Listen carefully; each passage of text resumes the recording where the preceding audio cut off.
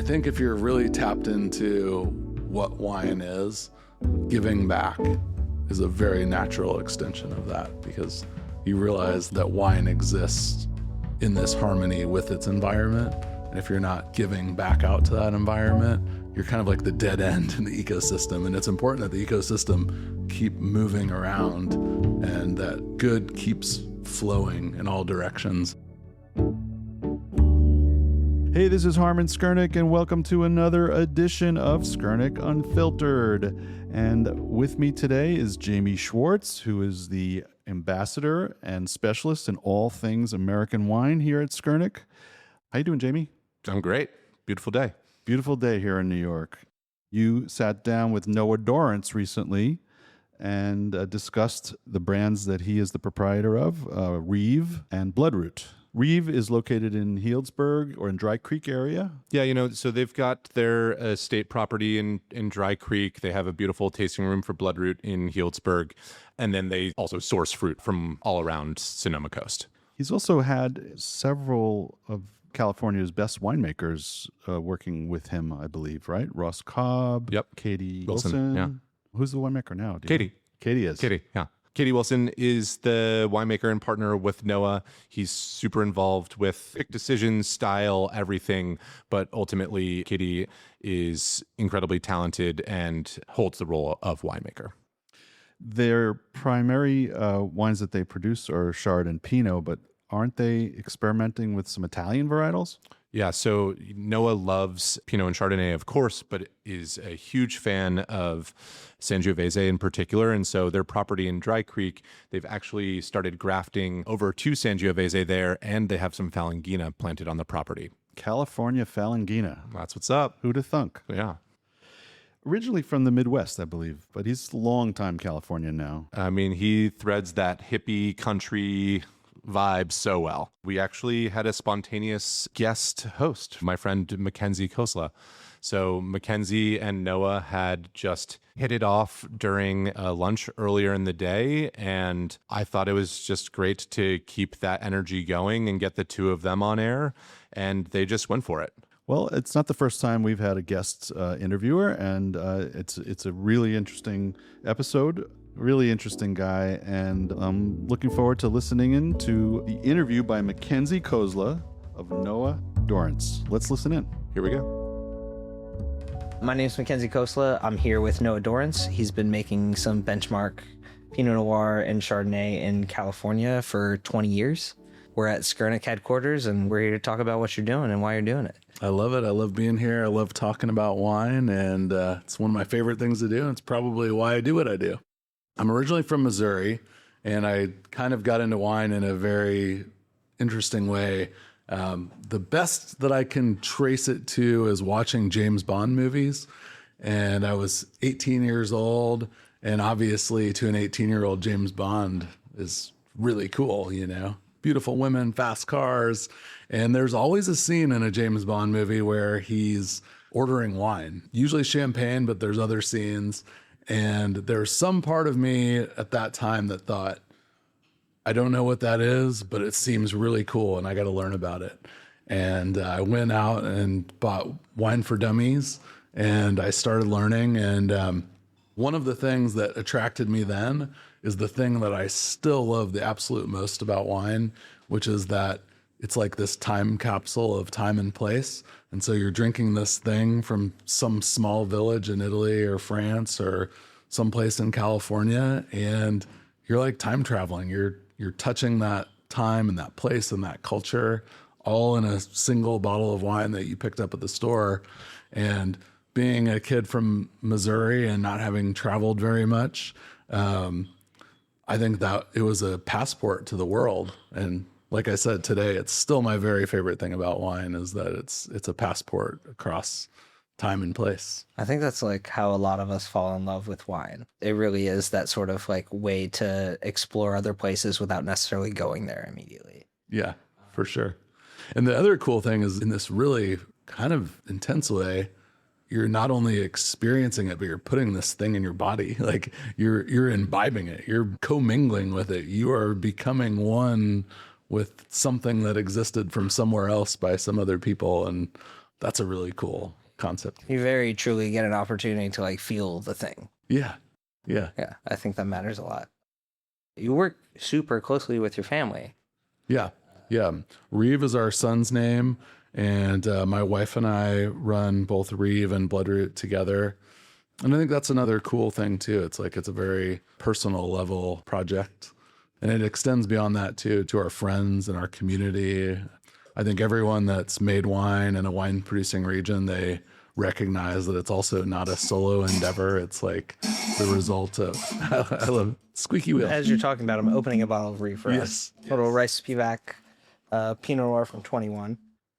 I love that. Yeah. So this is a special vineyard that we've worked with for almost 15 years now. And it's in the Sonoma Coast. It's a very cool vineyard. Kind of the goal of all wines is to create a distinctive expression of a time and a place. And not all vineyards and not all places do that super well, but Rice Spivak is one of those special places that does. It tastes like Rice Spivak, even from the other producers that make it, Cobb and LaRue. You can always identify rice as being specific. We started working with Rice Spivak when I was the owner and winemaker of Banshee Wines. And so that's just kind of carried on to our new projects. There's some continuity, and obviously there's like personal relationships behind that too. As I'll refer back to over and over again, that's a very important part about making wine is the community and the people and the relationships. Kind of means everything.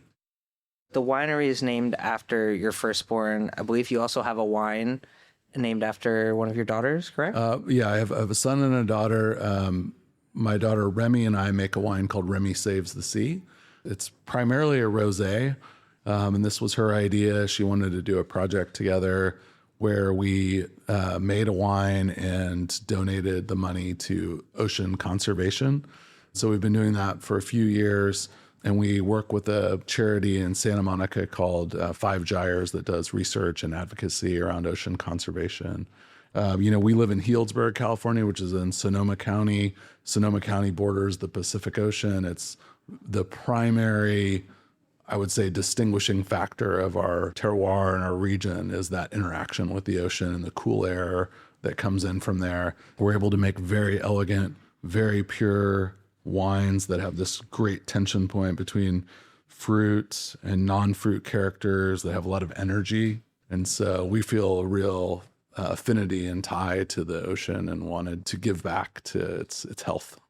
That sounds like great things for your kids to be around. Do you feel like they like learn a lot being around like winemaking and like harvesting grapes and all the decisions that come when you're making wine? There's a ton of factors that go into play, but I'm sure they see it every step. Like if it rains, maybe you'll get a little worried and maybe they'll notice that. Or like if you guys are all going to have to pick everything at once, like how do you feel like that impacts them? And like, what do you think they learn from that? I think they learn the thing that we learn is that we're connected to nature and that we're not separate from it. It's one of the beautiful things about wine is all these things that you're not in control of, that you learn to work in harmony with and that you learn to react to, you learn to do with what you're given in a way. And there's also a certain rhythm to the winemaking life where you're very intimately tied to the season and what's going on and to the cycles of the environment. I think people more broadly used to have more of a connection to this. And over time, most people have lost this because none of the things in their life really intimately depend on that. I mean, they do, but they don't see it in a direct way. And it's one of the things that I value about making wine and our kids being in this is that they are connected to the cycles and to the ups and downs of nature. And it's a good way to live. It feels connected.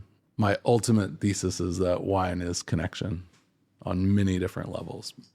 It's good to learn that young too, especially in an age where like everybody's sort of glued to what's ever in front of them, and our attention spans have like, been shortened for us, whether we really wanted it to happen or not. And we were hanging out earlier. We were discussing this a little bit about like what the connection to the world is like. We're more connected than we've ever been, but there's something about wine that kind of forces you to be in the moment. And I think something about taking grapes and pressing them and vinifying them and turning them into wine, putting them into a bottle, makes a time and place stand still until you pull the cork back out of that bottle. Yeah, for sure. One of the things is this dichotomy that exists that everyone feels is that even though we're more connected, we're less connected. And we also live in this age where everything is basically digitized, infinitely replicable. You can make 10 of an app, you can make 10 million of an app. It doesn't matter, like it's all the same commodity. Wine is beautifully resistant to that. And it's unlike almost anything. It's hard to think of other things that are inherently so variable because of nature, because of human interaction, because of place. You know, this wine that we're talking about, it comes from a very specific place in the Sonoma Coast, and it's only a few acres of vines, and this wine can only come from that place. And so, you know, we make a few hundred cases of this a year. Like, even if we could sell 100,000 cases, we can only make a couple hundred, and they change from year to year. And so I feel like that's super, super special. And I feel like it's almost this antidote to the modern world. It's something that stands in resistance to that. And it's these types of things are becoming more valuable and less apparent in the world. Do you feel like that's part of the reason you make wine, is to like sort of contribute to that ability to like sort of hold time and space for what is right now and what was, versus like, I feel like we're often constantly worried about what the next thing is. Yeah. What was here at this time, what will be here later maybe, but what is here right now? Yeah, 100%. I mean, doing this is an emotional connection to an idea and a philosophy. And I think that's probably the most value that I get out of it, this feeling to something that I feel like is important. And the wine, you know, on multiple levels, I'm attracted to it. You know, it's a beautiful thing. It's an artistic thing. It connects us sitting here right now, but it also connects us to a time and a place that was in the past. And I feel like all those values are attractive. And I feel lucky to do this because I'm doing something for these other ideas. And it's not because I'm going to make the most money doing this or because this is the best business idea. It's because I believe in some things on a deeper level and they are fulfilling, I think is the best way to talk about it. And I think a huge other thing about wine is that it's meant to be shared. And everyone who loves wine knows, like, even if you have a great bottle, if you're drinking it by yourself, it still can be enjoyable, but how much more enjoyable it is to open it with somebody else or multiple people and share it and talk about it and have this experience together. I always tell people, of all the great things I love about wine, sharing it with other people is easily the best part of it. And the fact that we make this enhances that a little bit, but sharing with other people and having an experience with people is pretty powerful. You and I have gotten to know each other just a little bit recently, but you have also been doing quite a bit of charitable work, whether it's through Reeve or through BloodRoot, but doing quite a bit of charitable work. Would love to hear more about like what you're doing and why you're doing it. Yeah. I think the why is really important because we've done a broad range of different things, but it kind of goes back to what I was talking about before. It's like the reason that we do this is like a deeper philosophical feeling of connectedness. And I think what goes along with that is just this premise of wanting to give back and wanting to leave your ecosystem that you are part of in a better shape than when you found it. So we do a lot of different things, and we've done a lot of different things on the BloodRoot wines and the Remy Saves the Sea. We are members of 1% for the Planet. So we have 1% of all of our revenues back to earth-friendly causes. We have donated all kinds of stuff to cancer research, raised a couple $100,000 for restaurants during the COVID period. And also another one of our huge things that we focus on is gun violence and gun safety measures, both research and education and advocacy. And so, you know, collectively, we are a very small family winery, but we've calculated, you know, that we've raised over $1 million in the last 10 years for various causes. And I think if you're really tapped into what wine is, giving back is a very natural extension of that, because you realize that wine exists in this harmony with its environment. And if you're not giving back out to that environment, you're kind of like the dead end in the ecosystem. And it's important that the ecosystem keep moving around and that good keeps flowing in all directions. And so in a way, we're like a conduit for that. We always want to do good with what we do. Yeah. Oh, I love that. I think there's like the best winemakers and the best wine sellers all sort of have a mentality of like wine is for sharing. And I think that when you extend that, okay, how can I share with my community? How can I make the things around me better than they already are? And it sounds like you guys are working really hard to do that. I said wine is connection, and I kind of mean that. Like, it's all connected. Everything's connected. And so if you don't connect all those dots, you're kind of missing out on the point of everything. Yeah. Thing that you have been doing that I think is extremely interesting is you're starting to experiment with Mediterranean varieties in California. Yeah. That is not something a lot of people have dared to do. Yeah. What brought you to that? Why are you doing that? Well, I think, there's certainly the way that the climate has changed and we've had more extreme heat events. Those Mediterranean white varieties are very buffered against those heat events. They handle the heat really well. And so in a way, it was this great fit between our environment and also the types of wines I was really enjoying. And so on our property, we grow Falangina, our Reeve property. We've also planted at some places we have very long-term leases with, Assyrtiko, Falangina, Vermentino, and we're exploring some other things as well. But I think our climate in Sonoma, again, we have a million different microclimates, but is very, very conducive to these wines. And our early results have been fantastic. I think our Vermentino with a little bit of Falangina blended in under the Reeve label is one of my favorite wines. We probably drink the most of that of any of our wines. It's a constant open bottle presence in our house. And I'm really just thrilled with what we're learning and what the potential is for those wines. That's really exciting. I think it's great to see an adaptation too, with like how the climate is changing and how the weather year over year is changing. Like to see wineries going ahead and being like, okay, like I was already interested in this. This may actually work even better in my current situation. Like to see that adaptability, I think is really impressive. And I also think sort of speaks to the how do we treat things in real time and like what is here and what is now. It's like we can romanticize the Sonoma Coast as like a great place to grow Burgundy, not in Burgundy, but as that place changes, what can you do to change with it? And I think you guys are doing a great job trying to like stay in step with that. Yeah. And I think that that's a little bit of the California spirit, being experimental, finding new things that work. I think not accepting the idea that everything is just perfect the way that it is, and that the reason that Vermentino hasn't been grown anywhere else is because it only works in the Mediterranean. Like, it's just not true. There's so many things that haven't even been tried yet. And also the environment's changing, so the conditions are changing. And life is like there's always different lenses. Like in one lens, Pinot Noir and Chardonnay grow really well in the Sonoma Coast, and that's great. In another lens, there could be other things that grow, and you need to like shed what you think is an absolute truth and think about what could possibly be. And I think that's one of the beautiful things. I'm from Missouri. I'm not from California, but California is a land of people that decided to say, I know this is an accepted truth, but what if we could make a new truth? What if we could make a new idea?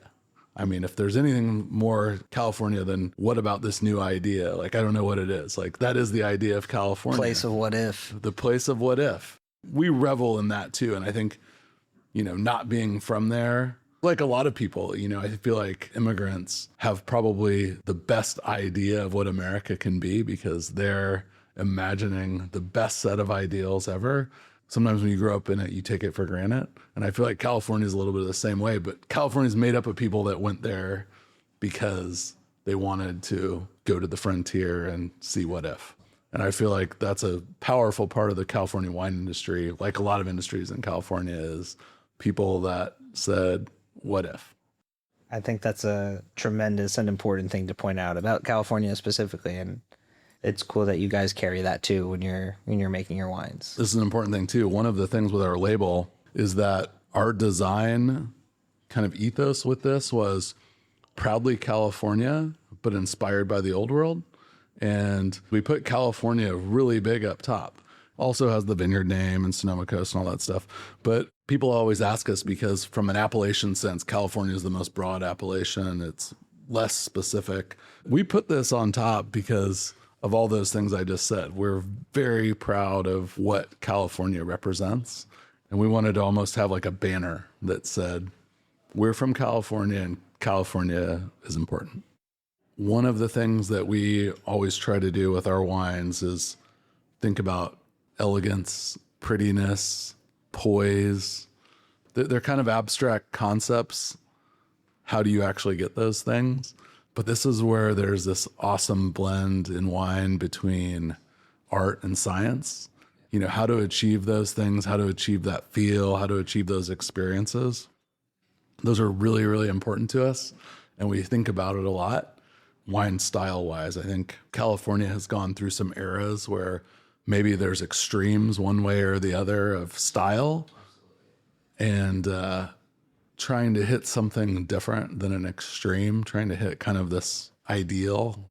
After tasting some of the wines, you guys have done a very impressive job of sort of getting to a place of like effortless elegance, softness and depth without weight. You know, a combination of wines that are kind of fruity, kind of savory, but they're not really doing too much of either thing. They're just in harmony with each other. And I think that also speaks to how you treat your vineyards and how your philosophy is overall with winemaking. And it's really impressive to see that translated, you know, into the bottle and then into the glass of like, it's one thing to want to achieve a sort of effortless elegance. To actually get it all the way to the glass is another conversation. And I think you've done a very impressive job getting there. Thank you for noticing that. And I think like many things in life, many artistic expressions, art, music, whatever, it's like setting that intention and kind of following that. I don't even know what it really means, but following that on an emotional level to try to achieve that, it leads to those results. I can't necessarily point to any specific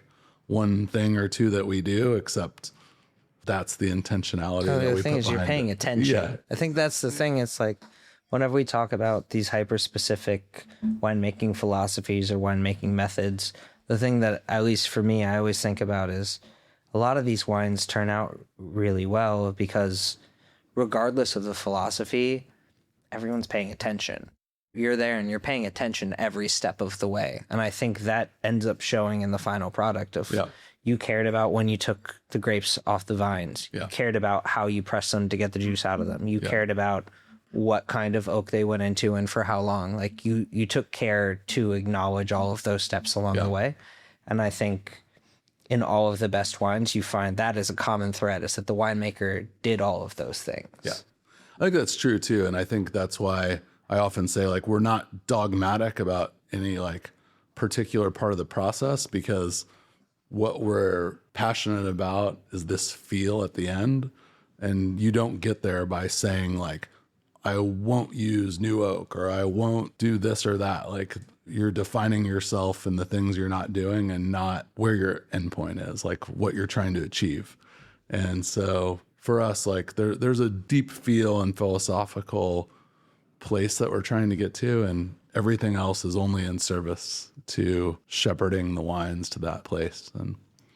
And ultimately, the best wine is always about a place and a time and expressing that in some way.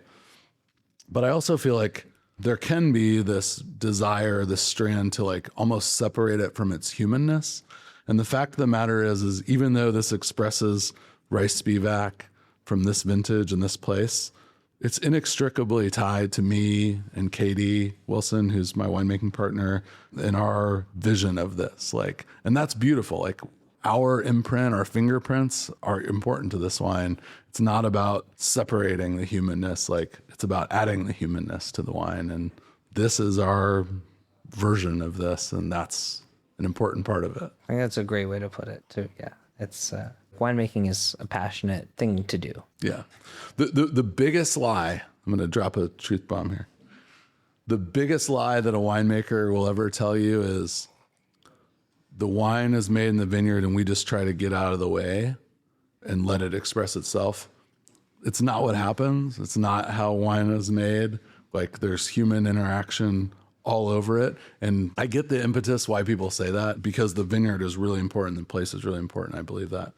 There's a little bit of a faux humility going on in that situation.